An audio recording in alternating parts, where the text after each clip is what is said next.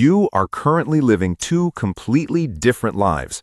In your head, you are decisive, creative, and actively building the future you want, but in reality, your days look exactly the same as they did a year ago.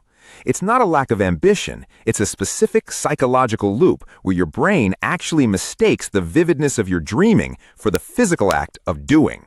There is a quiet, heavy shame that comes with having a mind full of brilliant ideas and a life completely empty of execution. You know you're capable. You can see the end goal with crystal clarity. You have mapped out the steps, researched the strategies, and optimized the routine. Yet when the moment arrives to actually sit down and begin, an invisible wall appears. You stare at the blank page, the empty gym bag, or the unfinished project, and instead of taking action, you retreat back into the safety of planning. You watch other people who you know are less capable or less creative than you, simply doing the thing and making progress, while you remain perfectly still, trapped in the waiting room of your own potential. From the outside, this holding pattern looks exactly like laziness. Society, and often your own inner critic, will tell you that you just lack discipline, or that you simply don't want it badly enough. But laziness is an absence of energy. Laziness is peaceful. What you are experiencing is not peaceful. It is exhausting. Your mind is a constantly running engine, burning fuel on hypotheticals, visualizing success, and anticipating obstacles. The problem is not that you don't care. The problem is that you care so much about the outcome that the pressure of starting becomes unbearable. You have built a beautiful, flawless cathedral in your mind, but building it in reality requires dealing with dirt, making mistakes, and accepting that the first draft will look nothing like the masterpiece in your head. You are caught in a tug-of-war between a visionary mind and an avoidant nervous system. The visionary wants the ultimate reward, but the nervous system registers the messy, uncertain process of starting as a threat. So you procrastinate. But you don't procrastinate by doing nothing. You procrastinate by doing productive things that don't actually move the needle. You redesign your workspace. You buy another book. You watch one more tutorial. You are preparing to start forever. To understand why you are stuck, we have to look at how your brain processes dopamine. We usually think of dopamine as the chemical of reward, what we feel when we achieve a goal. But dopamine is actually the chemical of anticipation and motivation. It spikes when we imagine the reward. When you spend hours visualizing a successful business, a fit body, or a completed creative project, your brain gets flooded with dopamine. It feels incredible. In that moment of intense visualization, your brain cannot easily distinguish between the imagined success and the real thing. You have already consumed the emotional payoff of the achievement without having to endure the friction of the work. Because your imagination is so rich and vivid, dreaming becomes a self-contained loop. You get the rush of feeling successful just by thinking about it. And when the dopamine fades, reality sets back in.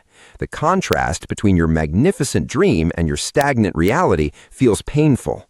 To soothe that pain, you retreat back into the imagination, planning the next big move. Furthermore, there is a protective mechanism at play here.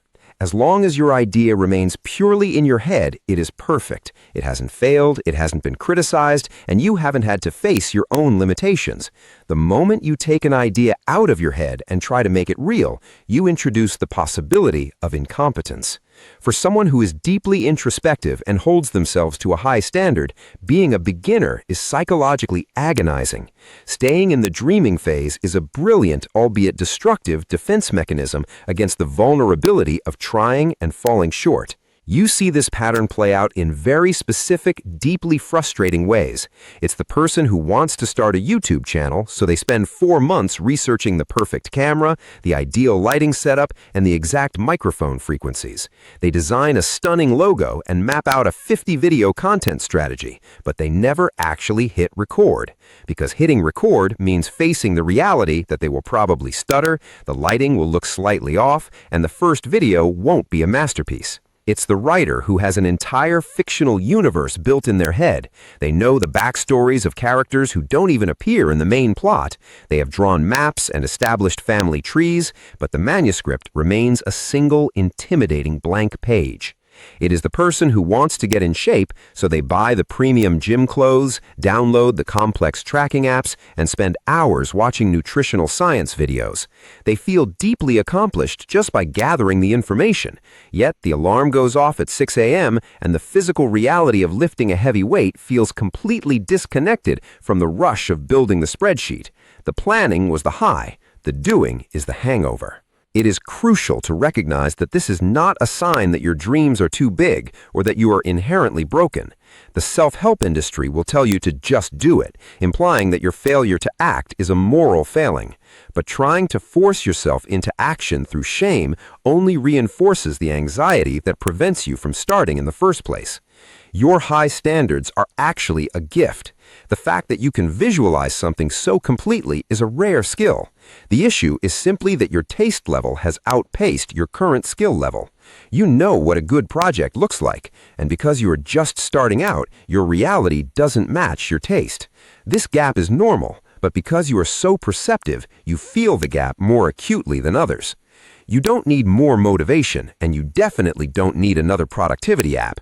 You need to lower the stakes of the physical act of starting. You need to stop asking yourself to build the cathedral on day one and give yourself permission to just lay one incredibly messy, imperfect brick. The way out of this psychological loop is not to stop dreaming, but to change your relationship with the reality of work. Right now, you are treating the work as a test of your potential. If the first step isn't perfect, it means your potential was a lie. But the work is not a test. It is simply a process of translation. Translating a perfect idea from your mind into the physical world will always involve loss. It will be clunky, it will be awkward, and it will require patience.